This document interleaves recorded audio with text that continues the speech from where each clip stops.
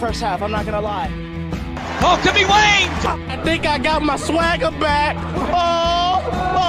I love it, baby! Them orange britches. Something about them orange britches. Tennessee wins! By Tennessee, Jawan Jennings. Jennings makes the catch. Ball hit high in the air into right field. Going back is Sayre. And Tennessee can say hello, win column. A grand slam in the bottom of the ninth. You can't draw it up any better. We just won a basketball game, and we're very happy right now. McGrath for the win. He got it. If you don't like college football and you watch this one, I'm not sure what your problem is.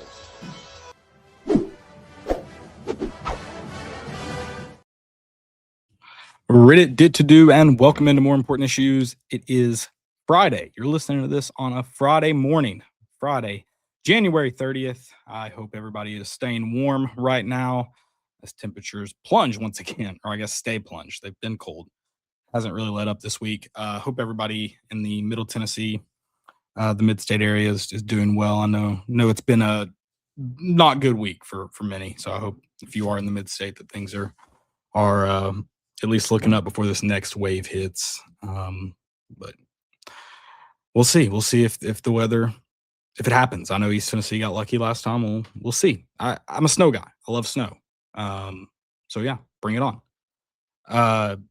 Big week. Speaking of snow, Tennessee's game versus Georgia moved from Tuesday to Wednesday night. I don't know if that's what the trick was. If that's what it needed, what needed to happen for this Tennessee team to grind out another victory on the road. That's the Vols' second road win in 5 days. I believe my math is correct. It's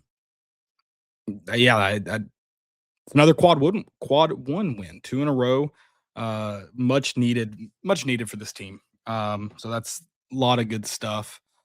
We will get into that here in a bit, a little bit, just here a little bit later. Going to talk a little football. We always talk a little football. Nothing changes around here. Landon's not with me tonight. It is, or again, tomorrow morning. We're not doing this live, releasing this Friday morning, both on all podcast platforms. It's Spotify, iTunes, Amazon Music, Google Play Store, wherever you listen to your podcast, you will find this one. And then YouTube, of course. Check us out on YouTube. Let's talk basketball. I said this before SEC play started, before Tennessee opened on the road at Arkansas, how little I knew about this team. It's a confusing. I don't know if they just haven't found the right way to mesh. I think there's possibly a few factors. You have one of the guys you lean on is a true freshman. Obviously, we want him, and he's performed as a 5-star freshman at times, not consistently night in, night out, but he has at times. And I will say for Nate Ament, I don't want to say he goes just gone, because I mean he has moments in the games that he isn't playing the full 40 like a 5-star freshman. He has moments, and then of course lately you've got 2 back-to-back games where he's playing really well, helping a big reason why you win. And that's even going back to a loss to Kentucky where he doesn't play like you would really like him to play, but he plays fine. Going back to another overtime win, that's the Vols' second overtime win in 2 weeks. Plays pretty good against Texas A&M in that was a home overtime win. So yeah, I don't want to disparage him by any means, but I think maybe that mixed with you're fighting in the transfer portal in this new age. And we talked about this a lot going into this year, how Rick Barnes has proven to be successful in the transfer portal. I think still was this year, but this is the first year that you didn't have a core group to lean on. You had Jamal Mashak and Zakai Ziegler mixed with those transfer portals. this year. You've got JP Estrella, who's been around, but certainly not a core guy in the Tennessee basketball program. You have Felix Okpara, who was here last year, but again, not that core. Big contributing factor both this year and last year, but certainly not at the program level that Jamad Zakai were. So I think I don't know. This is an interesting one, and I listen. I know so little. I'm confounded. I have no clue about this team. I know so little. I wish I could be like, yeah, they're going to get it. They're going to figure it out. They're going to turn it on. Or honestly, I wouldn't be mad if I could just finally say like it's the Tennessee fan in me, and the fact that they go and again two games where they grinded out victories. One on we know weeknight SEC games are madness. Doesn't matter the rankings of the teams. Doesn't matter who's hot, who's cold. Weeknights in the SEC are utter chaos, and this was another night of it. The positive is Tennessee got a victory. That's that. I mean, that is obviously the big takeaway, and it's honestly for me as high as I want to be right now after that win. It's one of, I mean, one of the only. No, that's okay. That's harsh. You got another good night from Nate Mint. That's 19 points, 6 rebounds. Excuse me. Felix Okpara impacting where you need him to impact. Obviously, you'd like him to be more of a scoring threat, but 11 rebounds, 5 offensive, I think. And then a block. No, we only had 1 block the other night, which is wild. Amari Evans. JP Estrella, I thought played a much better game, especially kind of end to end there for him. And then Jacoby Gillespie has another good night. He's just got to find ways to get rid of. He's not turning the ball over a ton. He's not necessarily always making the best decisions, but he's found ways to turn the ball over at the worst times possible in the game. Late in that Georgia game, doesn't cost Tennessee, but just got to get rid of that crucial one. Bishop Boswell, another good night. Double, second in a row. I think he had one against Alabama. But good night from him, and I think he was our best free throw shooter on the night. Which brings us to the free throw shooting. That 60% from the free throw line is abysmal. Thankfully, Georgia shot 70%, so not a whole lot better. But the free throw shooting and the turnovers. Team had 12 turnovers. You missed 10 free throws. That's, I mean, even if Georgia hits theirs, you hit your free throws. I'm not expecting 100%. That'd be pretty cool, but I'm not expecting it. You shoot 80% though, and 75%. You wrap that one up a lot quicker. You don't have that overtime. The cardiac kids, Rick Barnes' cardiac kids might be back. I don't know. I wouldn't mind it because a lot of those times ended up in wins. That year that we played every game late, to the buzzer. But yeah, you close this game out. You out rebounded them 52. Yeah, 52 to 27. Thought it was 25, but still 52 to 27. I'm now blanking. I had a mental note of the second chance points late in that game, and I can't remember what it was. It was an absurd margin. And Georgia's able to play wire to wire with you. Now you had their catching's playing really good. Off the bench. But I mean, not that Georgia played fine too.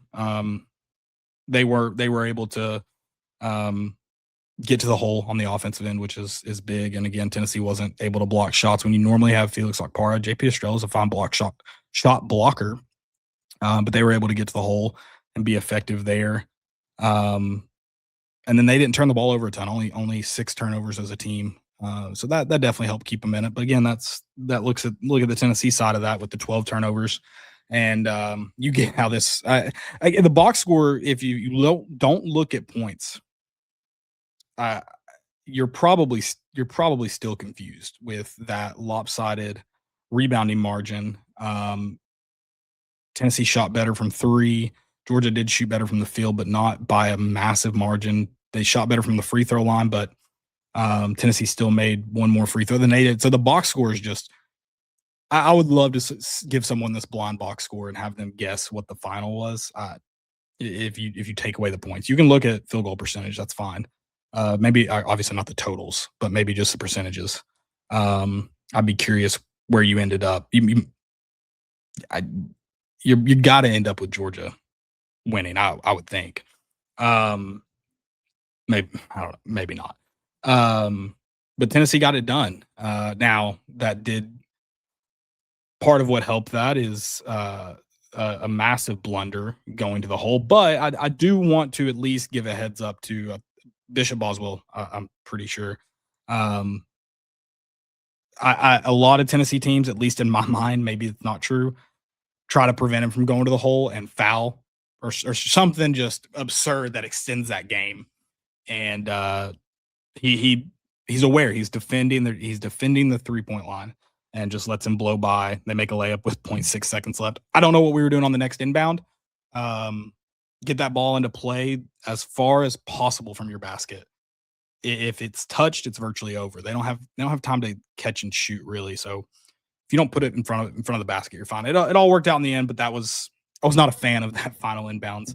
And I don't know. I believe it was Mint taking that final one. He had that blunder, trying to go end to end after a Georgia turnover.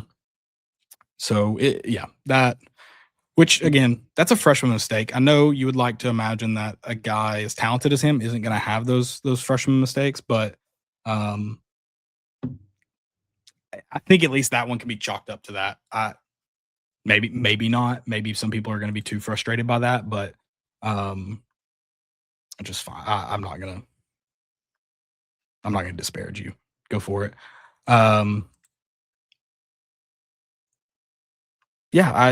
Listen, Tennessee won. Tennessee finds a way to win. I think that should be your biggest takeaway. It's hard to win. This is a competitive league. It's hard. And then we get into if you've watched SEC basketball for a number of years, you know those weeknight SEC games can get quite a bit chaotic. So to do it on a Wednesday night on the road, just take it. Just don't ask too many questions. Just take it. And I know you're going to look at that Florida score from the same night they played right after Tennessee and be very confused. And that I think that's just look at the two teams.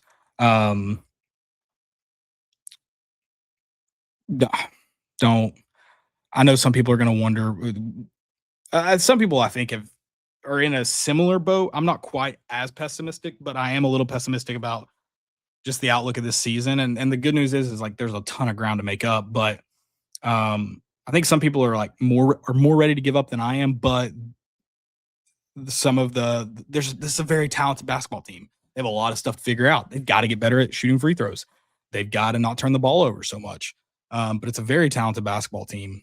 And I think that mixed with these tough wins on the road are keeping people in, which I want to tell Tennessee, like, just don't cough it up. Now, unfortunately, you do play Auburn Saturday night.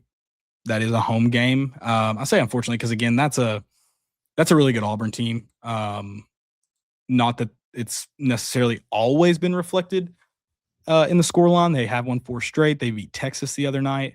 They do have a win against Florida on the road. So I think it's a very different Auburn basketball team than a Bruce Pearl coach basketball team. As much as Bruce wants to believe Steven is just as good or better than him, I don't know.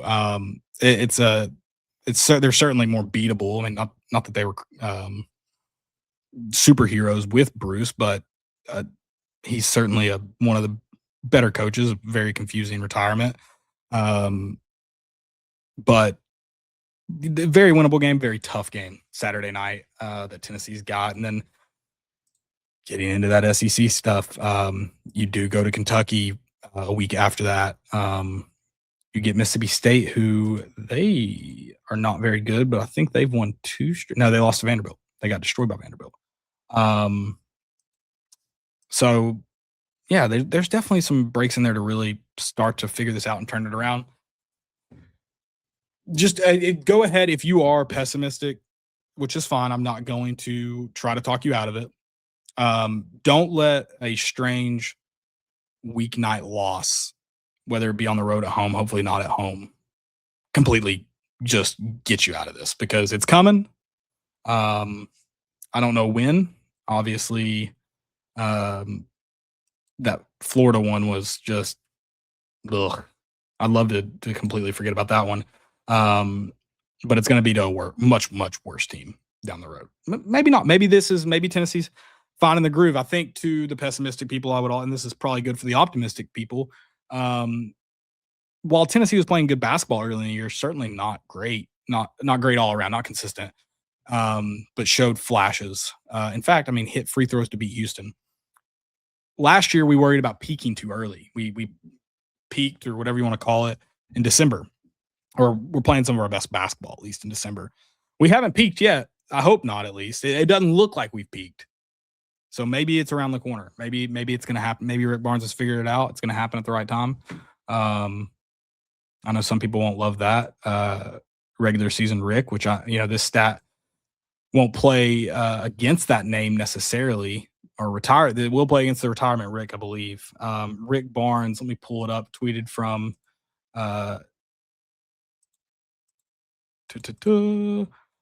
Tennessee basketball SID Alex Schwartz. Rick Barnes now has more wins in SEC play, 116, than he does total losses, 115 in his 11-year tenure. That is a stat. That is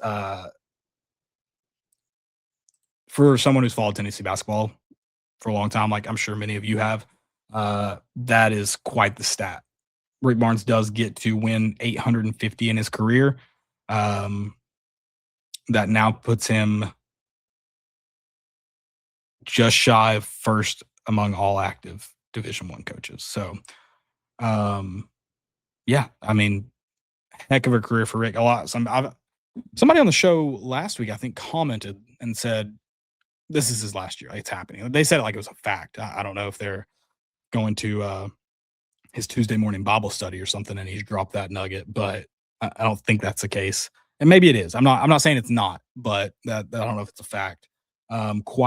Quite the win. The amount of wins as well for Rick Barnes. Tennessee's certainly in a much better spot than when he arrived. Now, how we got to that spot from Bruce Pearl to Rick Barnes is a story I don't think many would like to tell. But it does not change the fact that this program's in a much better spot. And not that I don't think there's other coaches that could get Tennessee to a spot where once they move on, that the program can continue and or get better. But Rick Barnes has certainly set a foundation of excellence. And again, I don't know. I'm not someone who's like, yeah, go hire this guy. I don't know. But when he does decide to hang up the whistle, there are people who would be happy, I think, to take the Tennessee basketball job. That's not to say it's the best job in the country. I'm not saying that. I'm not naive. It's not, certainly not, but it's a good job. And there will be people that will be very happy to get that call from Danny White. Maybe not his brother. He is now 2-12 versus Tennessee, I think, in his career. I think is the stat I saw. So, yeah, count me out on Mikey. But big win for Tennessee. Regardless of how we got there, both in the game and in the season, it's a big win. I hate overtime basketball. I don't know. I get it. You can't play a super long overtime after. 5 minutes just feels too short. But I get it. I don't know if there's a link. I don't know if there might be a time where it feels too long. Because if you get out to an early lead in overtime, then that 5 minutes rocks. If you're able to take advantage of some possessions, both offensively and defensively, that 5 minutes is awesome. But that has not necessarily been the case for Tennessee. Not the case for a lot of people. But Yeah, I'm not a. I say overtime basketball. I hate overtime. Period. It's so nerve-wracking. It's only great when you are a neutral observer, and then overtime rocks. Free basketball, free football, free soccer, free hockey, whatever. Overtime rocks. In fact, we need to get somehow like an overtime in track and field. Like when it's so close, I would say it's like it's got to be within certain tenths of a second or whatever. I think you have to rerun it. We go to overtime. Just those two guys or three guys or however or girls or however many. Yeah, this is my new idea to Danny White that we got to get instituted. That's how we get people involved in college track and field. Is everyone again as a neutral observer, everyone loves overtime, and I think that would bring eyeballs to the sport. At least that's what we'll say in our Monday morning meeting with Danny. That he's trying to change to Tuesdays, but I'm not. I don't have Tuesday mornings available. Rick Barnes Bible study, of course. Give me your take on your outlook, I guess, for the season. Drop those in the comments here on YouTube. I'm curious, or on Spotify if you're there, they have a comment section. Let me know, because I know I'm being slightly pessimistic, but I just don't know. I'm so unsure about this basketball team. I don't know exactly what to think. I'd be curious where everyone else is at. I think everyone's at least with me or more pessimistic. I haven't seen a ton of just huge optimism, which again, I get. Not faulting anyone. Last note for that too. I love the way Jacoby Gillespie plays. I would love to see him not turn the ball over in those critical areas. I think a lot of people, he's got the Arian Foster effect going right now, where a lot of people believe he turns the ball over a ton in every game. That's not the case. It is at the most inopportune times, though, for sure. And he's a veteran. He's played a lot of college basketball. I'd love to see him play like a veteran in those situations. I think he does for the majority of the game, but in those situations, I'd love to see that happen. All right. Oh, and native Met. Love a native Met. I need to mention that. Have to mention that. Landon gave me something for football. Most impactful players in 2026. And I should have grabbed this screenshot because someone found it. Give me maybe a second. Let's see if I can find it. It was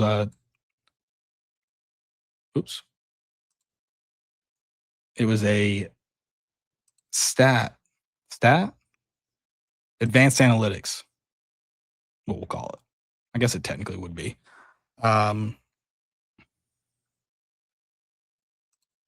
In regards to, sorry, I'm still looking for it. And I'd like to find it too, number one, to get it right, but also to credit the person that did it. But Chaz, it was in regards to Chaz Coleman's successful pass rushes. It was a good stat for Tennessee fans. I think everyone would love to see it. So Joey Peterson on Twitter at Joey Peterson 8. In 2025, Chaz Coleman had a pass rush win rate of 22.1%. In 2024, James Pierce Jr. had a pass rush win rate of 23%. So I'd love for that to be the factor.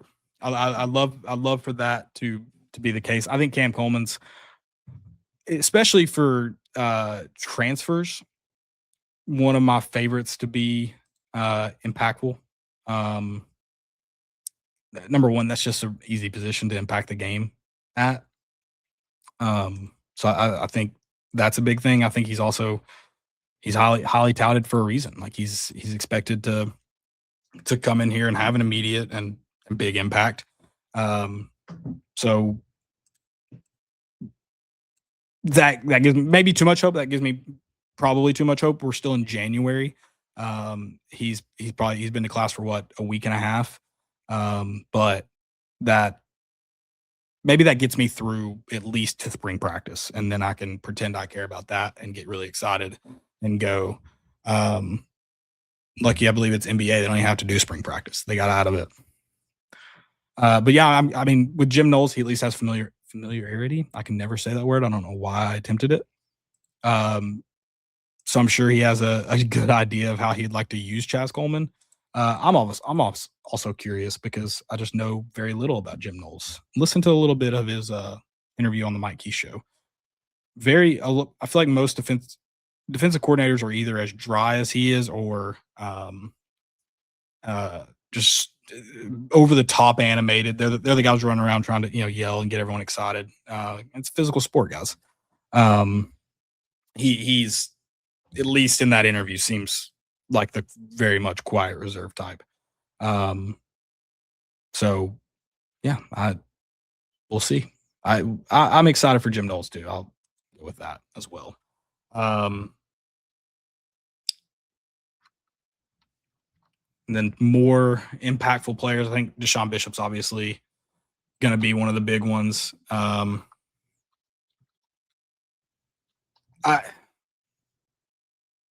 also Braylon Staley's obviously going to be a massive factor. Who the go-to outside guy will be, I don't know if it's. I'm curious who is it Mike Matthews? Well, I mean, they didn't get a ton of run together. Obviously, they're going to have all of spring, all of summer. To George McIntyre and Mike Matthews to get familiar, but whoever it is going to be a new quarterback. So I'm curious to see who that outside go-to receiver is. Rodarius Jackson, I think, flashed at times. He got a little bit of run, but also banged up. So, I mean, it could be Travis Smith Jr., could be Joakim Dotson. I don't know. We'll see how that plays out. Also, I mean, a lot of questions at quarterback. I don't know who. I don't know. Maybe it's George. I have a ton of questions there. I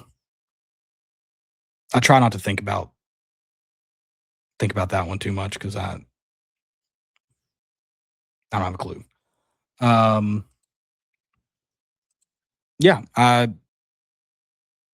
defensively too. I not that transfers are like freshmen because guys like Chaz Coleman I think can be impactful, Amari Campbell, but I'm always very interested to see how that plays out. I think Amari Campbell can be really impactful as well. That linebacker room's filled with a ton of talent. I think it's hard not to love Edwin Spillman coming back, Jaden Perlotti, a lot of really talented guys in that linebacker room. Just line up in the fourth. Don't do that because they can't cover. That's one thing I need to see our linebackers get better at is pass coverage. Back end in the secondary, again, a lot of questions. That corner room does get more competitive. Ty Redmond was good from the jump, seemed to improve. Obviously played like a true freshman at times, going back to basketball, talking about true freshman. So a lot of questions there. I like Idris Farouk. Pops, our good friend Chase Thomas likes to say guys pop, especially Idris Farouk is a big pop guy. He certainly pops. I'd love to see him pop for six close. I mean, don't play that many snaps ever again. I hope we're not in that situation in 2026 on the back end, but for the amount of time, as close to 60 minutes as you're on the field for, would love to see him pop more, but he certainly does at times. And I'm a fan. I won't, some of the times I'm very frustrated with him, but I'm a big fan of Idris Farouk. So he's going to go on there for me as well. I hate that Landon made me talk about that because I just don't want to think. There's enough thought with basketball. I just really don't want to think about football. Obviously I want us to be very good, but the potential for it to be a sad season I don't need that in January. I don't need that potential creeping in. And I'd love to be gung ho and ready, but I'm not quite ready to be hurt again. Give me a few months and I'll be ready to be hurt again. I promise. Sell me on that too. So basketball, I want your thoughts. I want your genuine thoughts. Sell me on football in the comments. even if you're more pessimistic or just as pessimistic as me about it, sell me on it. Sell me on football. And if you're not going to sell me on it, you can comment, but maybe don't agree with me. I don't want to be agreed with. I'm an idiot. You don't want to agree with me. And another thing is, I saw Pete Nakos, who won in the transfer portal. Of course, LSU's number one. They better be. They spent the most money. You have to be. I think Indiana was number 2 on his list, and I don't know exactly how that was graded. If it was just on 3 rankings or what. I'm not sure how he got to that point. I think where Tennessee did fine on the portal, addressed needs. I think where Tennessee improved in the offseason has much more to do with the staff and who you have on campus. Going out and hiring Jim Knowles and Derek Owens, that is a massive step in the right direction, I believe. Staff-wise, my biggest question is, does Josh Heupel perform in game better? And I guess also preparation, which again, that's confusing because sometimes I feel like, especially early in his time at Tennessee, was some of the best scripted stuff I've seen as a Tennessee fan. But then this year and last year, and maybe that's restrictions with the quarterback. I don't know.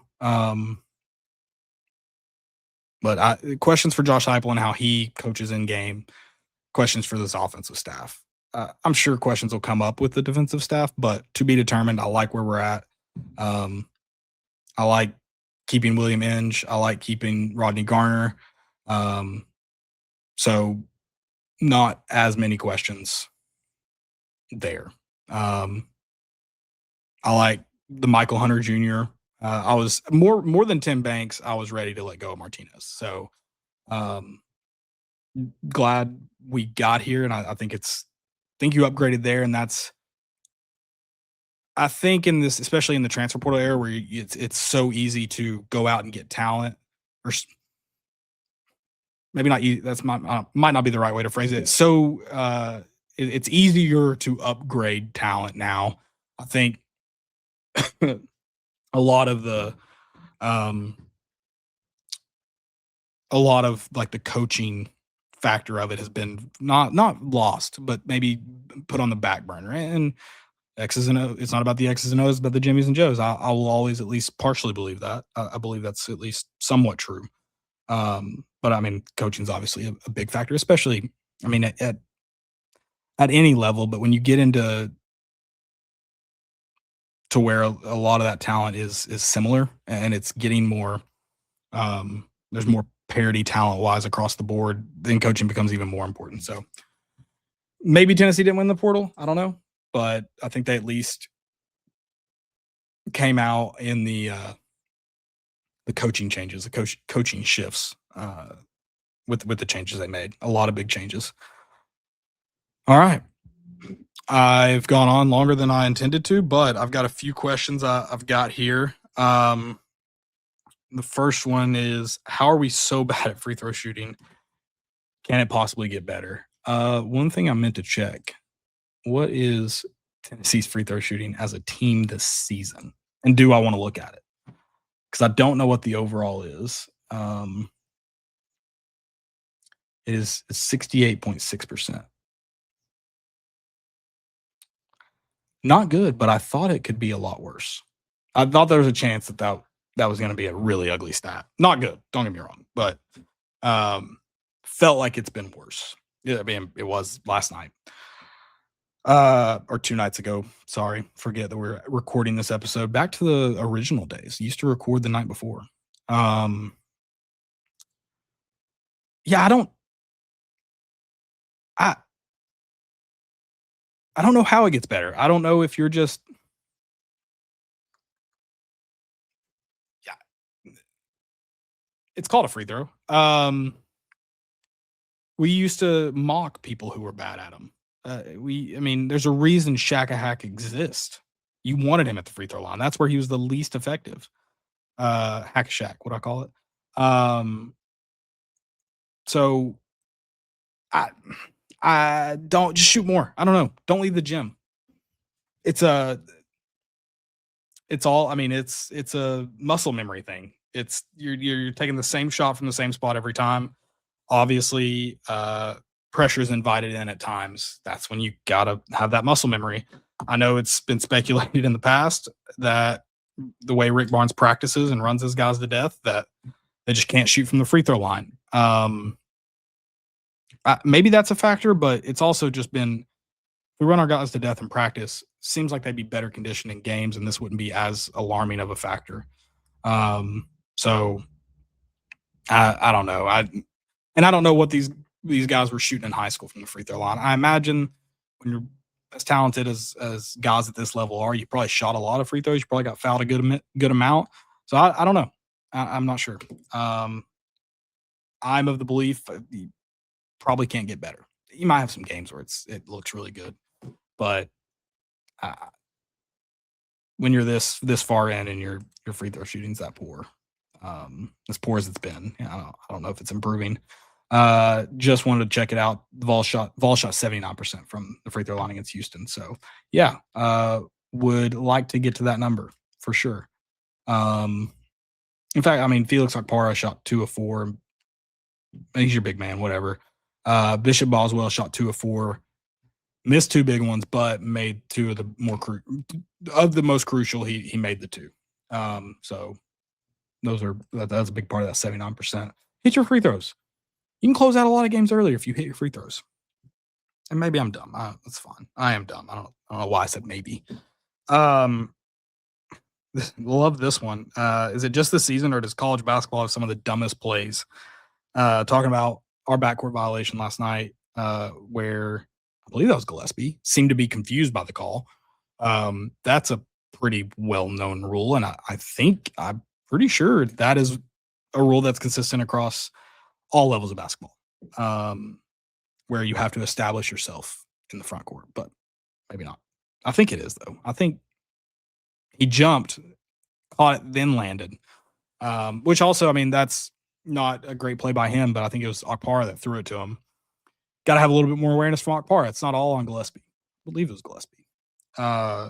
Then you also have the Nate Emmett inbound play that was just, again, all levels of basketball. That also, looking at Akpara and Gillespie on that one, they're older guys. They got to be better. You can at least kind of, okay, he hadn't played the game as much, as far as just, I mean, it's not a good mistake to make. Don't get me wrong. It's a big turnover. They get it on their end of the court. But I think at least that one's, okay, it's a freshman mistake. Like that, you can learn from that. Not excusing it by any means. You got to know. And that's something you can ask the official. If you don't know, if you aren't sure of it, you can ask. And I didn't see, the official usually will tell you, they don't signal it if it's a turnover there, but they will, if you come out of a timeout after a made basket, they will show you and let you know that the baseline is open. You can run the baseline. So, it's not the officials. It's not the officials' fault. Don't get me wrong. Bad mistake. Then you had the Kentucky one that, good news for Kentucky. If you go to Southwell High School this Saturday, you'll probably see that happen 2 or 3 times. Whether it'll be called and turned over, it depends on the level, I'm sure, the age group.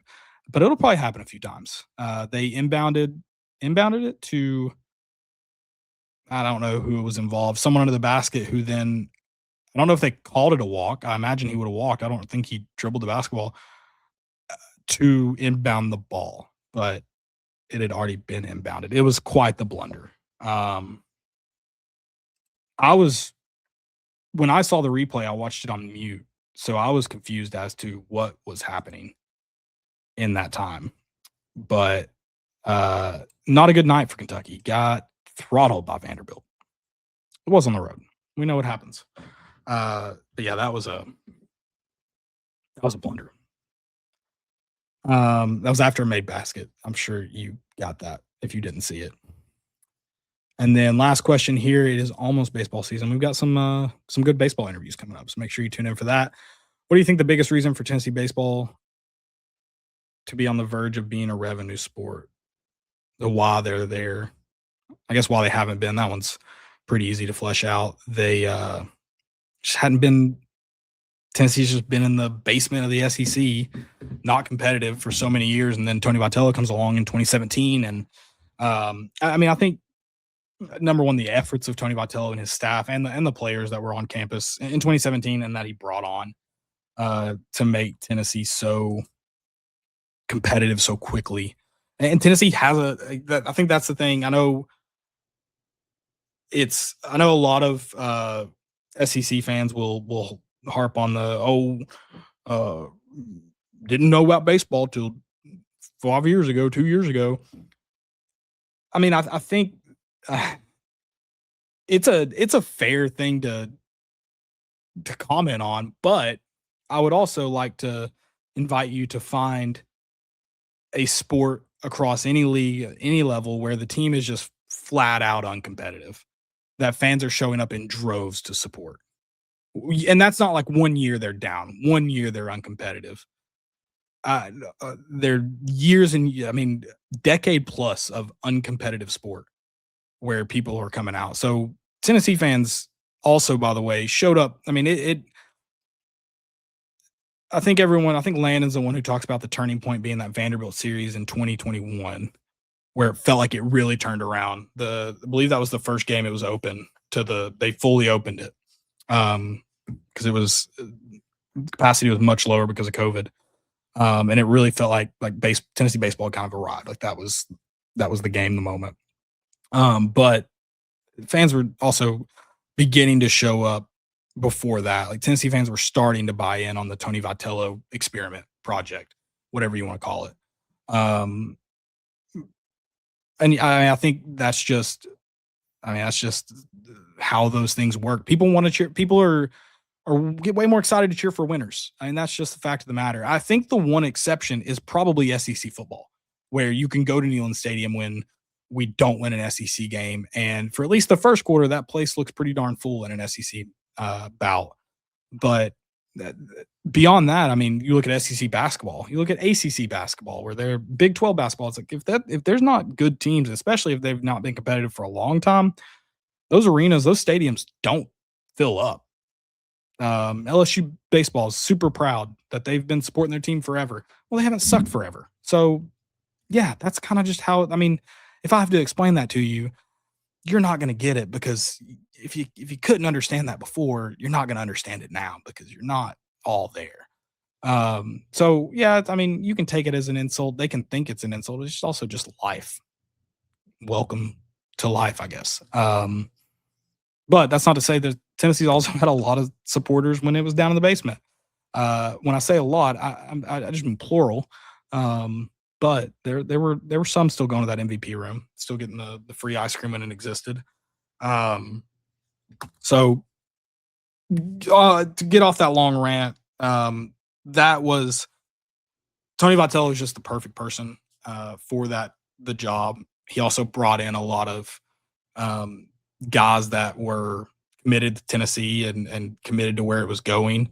And that was a massive part of it. He also had the thing I have a lot of faith in Josh Elander and the staff he's composed. As far as winning goes, I think they'll do a lot of winning, and that'll bring in the supporters, just by nature of winning. I'm curious if he can connect with the fan base on the same level, or on the same level, not in a similar way. I know he's a different guy than Tony Vitello. It won't be the same, but if he can connect on a similar level as Vitello did in kind of riling this fan base up, because that's a big part. And that I'm just curious. I mean, I think obviously to be determined. Year one's about to start. We're just a little over 2 weeks away from 2026 baseball. But yeah, we'll see how he connects. I do think he has guys on staff that will encourage that. Shout out to our boy Ross Kivett. He's a Vol. Sometimes he wants to be a Wolverine. That's okay, I guess. But he's all Vol. also another big thing, I think, for Tennessee baseball being a revenue sport. I hope I understood this question correctly. I think soon that the TV rights deals for college baseball, especially in the SEC, I think there'll be TV rights deals. ESPN seems to be getting more in on it. I think NIL players coming to college baseball, staying around, you're getting a bigger talent pool. I think that's going to be if there is one, and I don't know how close it is. I'm not trying to predict that it's right around the corner. It's 2 years. It's next year, but I think soon it'll be bigger than just like the SEC networks deal. Obviously, there's tons of ways to watch college baseball now on ESPN Plus, but I think soon it will be soonish. Depends on what soon is to you. And so I think that's going to be a big one. You also have the stadium. I think someone tweeted out a picture today or yesterday. More pictures of it's been going all throughout, obviously fall ball, and then now with spring, you are getting more photos of it. But Lindsey Nelson, the facelift is coming along. It's looking good. I'm excited to see what it's like this season, to see if we can get some Hornets Nest action back. I don't know. Well, I think tickets are already, even though they haven't sold SEC games, I think they're already insane what people are asking for them. So I don't know. Maybe the common fan's gone. Common fans never welcome back. And Tennessee doesn't see that money. It's all third party. So that will not get them closer to being a revenue sport. The third party sellers. I think Kid Rock was at the Capitol today, just going in on Live Nation. Kid Rock, I'll ball with you for that one. Get rid of Ticketmaster. We need to bring Ticketmaster to its knees. I think that you all know if you've listened, I've been critical of Danny White. I think if Danny White got away from Ticketmaster, that would cure all of for at least a good amount of time. The fact that everything runs through Ticketmaster now is it's an abomination. It's terrible. So would love to get rid of that and get away from that. Guys, I appreciate you coming in, tuning in, listening to my rambling. Go check out Hovey Dry Goods. I've got on a beautiful Hovey hat right now. We did a giveaway as well. Make sure you go check out Hovey. Rowback, More Important Issues. It's promo code there. More on Hovey. So make sure you guys go and check those out. A lot of good stuff coming up. Like I said, some baseball stuff coming up. Spring. It's the weather. So it's not here, but it's here. SEC baseball is this weather. So can't wait the dingers sound a little bit louder in the cold. So at least we can get that in the sleet storm on a Tuesday night against UNC Asheville. Coming up right around the corner. Appreciate you guys tuning in this Friday. Have a great weekend. Hope you all enjoy it. Hope you all stay safe. Stay as warm as you can. And we are bringing the boat in, and we out.